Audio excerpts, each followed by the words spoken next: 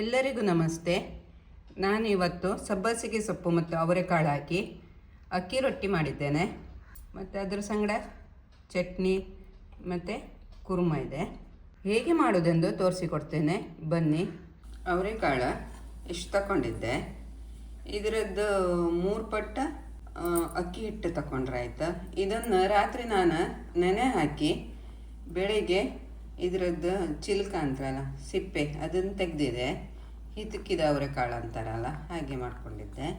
ಇದನ್ನು ಈಗ ನಾನು ಬೇಯಿಸ್ದೆ. ಸ್ವಲ್ಪ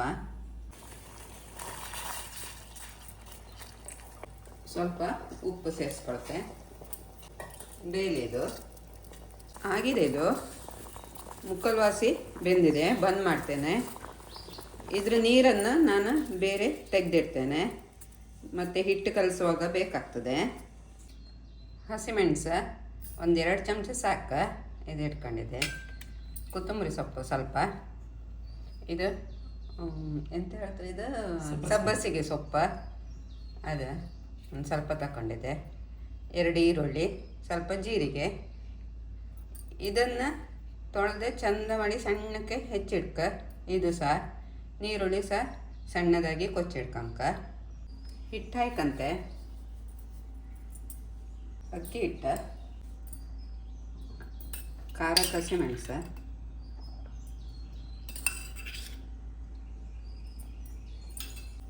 ಜೀರಿಗೆ, ಅವರೆಕಾಳು, ಸ್ವಲ್ಪ ಕಾಯಿ ತುರಿ,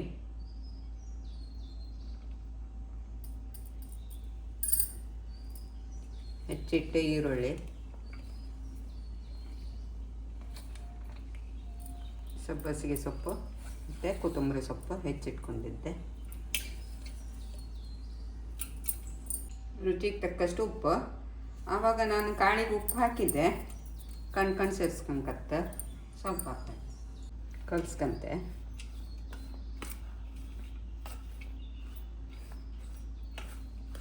ಇದಕ್ಕೆ ಸ್ವಲ್ಪ ಎಣ್ಣೆ ಹಾಕ್ತೇನೆ. ಎಣ್ಣೆ ತೆಂಗಿನ ಎಣ್ಣೆ ಅಲ್ಲ, ಇದು ಸನ್ಫ್ಲವರ್ ಆಯಿಲ್ ಹಾಕಿರೋದು ನಾನು. ಈಗ ಅವರೆಕಾಳು ಚೆನ್ನಾಗಿ ಬರ್ತದೆ. ಇದರದ್ದು ಉಪ್ಪಿಟ್ಟು, ರೊಟ್ಟಿ, ಪಲಾವು, ಆಮೇಲೆ ಉಪ್ಸಾರು ಎಲ್ಲ ಮಾಡ್ಬೋದು. ಬಿಸಿನೀರು ಸೇರಿಸ್ತೇನೆ. ನೋಡ್ಕೊಂಡು ಸೇರಿಸ್ಕೊಂಕ. ಬಿಸಿ ಇರೋದ್ರಿಂದ ಸ್ಪೂನ್ ಸಹಾಯದಿಂದ ನಾನು ಸ್ವಲ್ಪ ಕಲಿಸ್ಕೊಂತೆ. ಜೋರು ಬಿಸಿ ಇತ್ತು.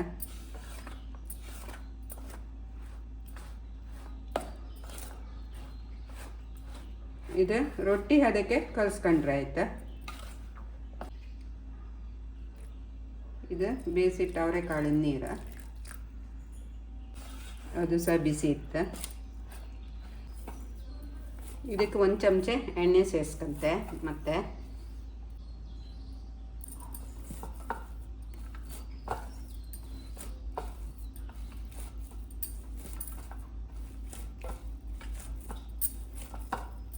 ಇದಕ್ಕೆ ಚಟ್ನಿ, ಖಾರ ಚಟ್ನಿ ಅಥವಾ ಬದನೆಕಾಯಿ ಎಣ್ಗಾಯಿ ಬೆಸ್ಟ್ ಕಾಂಬಿನೇಷನ್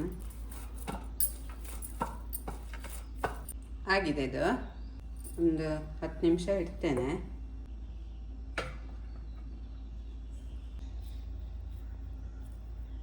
ಇಷ್ಟು ದೊಡ್ಡ ಉಂಡೆ ಮಾಡ್ಕೊಂಡಿದ್ದೆ.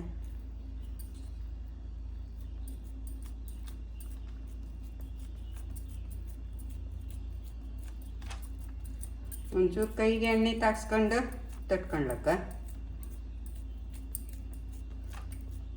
ಈಗ ನಮ್ಮ ಮದಿ ಮನೆಗಿದೆಯಾ.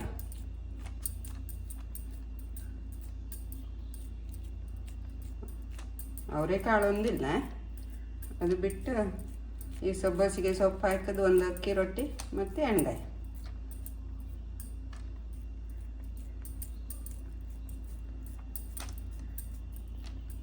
ಈಗ ಪಲಾವು ಅದೆಲ್ಲ ಕಡಿಮೆ ಆಯಿತು.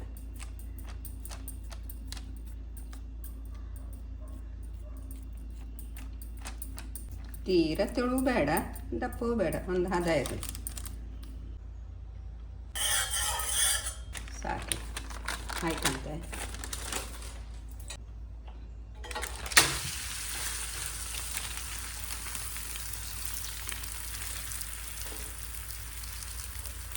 ಇದು ಮುದ್ದೆ ಒಟ್ಟು ಮಾಡ್ಕೊತಾರೆ, ಹಿಂಗೆ ಮಾಡ್ಕೊಂಡು ಎಣ್ಣೆ ಹಾಕಿಕೊಂಡು ಬೇಡ ತೆಳು ಇರ್ತಲ್ಲ ಬೇಕು. ಸ್ವಲ್ಪ ಸೈಡಿಗೆಲ್ಲ ಎಣ್ಣೆ ಬಿಡುತ್ತೆ, ಕ್ರಿಸ್ಪಿ ಆಗ್ತದೆ ಸೈಡೆಲ್ಲ.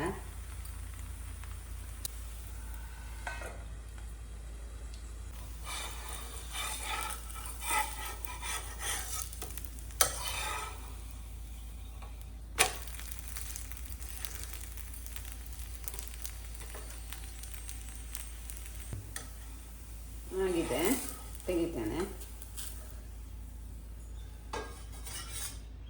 ಒಳ್ಳೆ ಪರಿಮಳ ಬರುತ್ತೆ.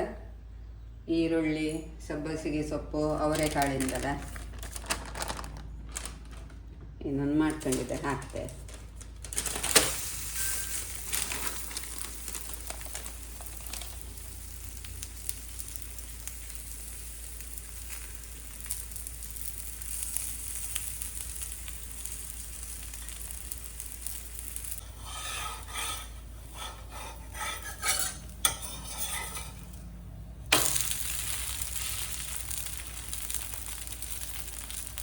ಇದ್ರ ಬದಲು ಬಾಳೆಲೆ ಮೇಲೂ ಕಲಸಿ ಹಾಕೋಬೋದು, ಅಂದರೆ ತಟ್ಟಿ ರೊಟ್ಟಿ ತಟ್ಕೊಂಡು ಹಾಕೋಬೋದು. ಇಲ್ಲದಿದ್ರೆ ಈ ಥರ ಪೇಪರ್ ಸಿಗ್ತದಲ್ಲ, ಪಾರ್ಚ್ಮೆಂಟ್ ಪೇಪರ್ ಅಂತ, ಅದರಲ್ಲೇ ಸಹ ಮಾಡ್ಕೋಬೋದು.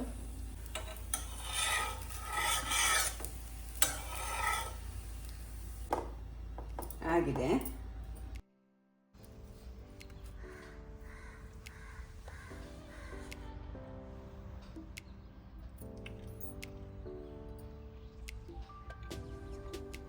ತುಂಬ ಚೆನ್ನಾಗಿ ಬಂದಿದೆ.